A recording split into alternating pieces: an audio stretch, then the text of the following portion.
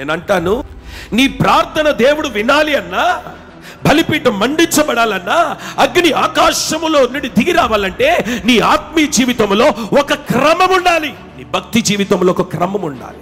నీ నడవడిలో ఒక క్రమం ఉండాలి.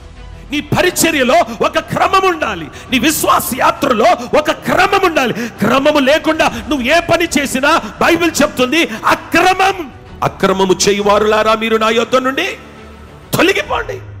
నేనంటాను, క్రమము కాని దానిని దేవుడు అక్రమం అన్నప్పుడు క్రమము పాటించకుండా, ఏమండి, క్రమానికి లోబడకుండా, క్రమాన్ని పాటించి క్రమము ప్రకారంగా నడవకుండా నేను ప్రార్థన చేసినా దేవుడు వినట్లేదండి, నేను ఎంత మొరపెట్టినా దేవుడు వినట్లేదండి, నాకు జవాబు రావట్లేదండి, దేవుడు నాతో మాట్లాడట్లేదండి. ఎలా మాట్లాడతాడు నీతో?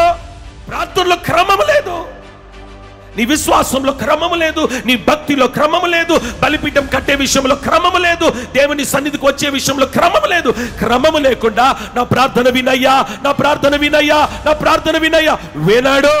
నీ ప్రార్థన దేవుడు వినాలి అనంటే మొదట బలిపీఠాన్ని క్రమంగా కట్టడము నేర్చుకోవాలి. కర్మేలుకు దేవుడు నిన్ను తీసుకొచ్చిన తర్వాత ఏదియూ పోకుండా దేవుడు కాపాడాలనంటే మొదట బలిపీఠము కర్మేలు మీద క్రమముగా కట్టడము నేర్చుకొందుముగాక.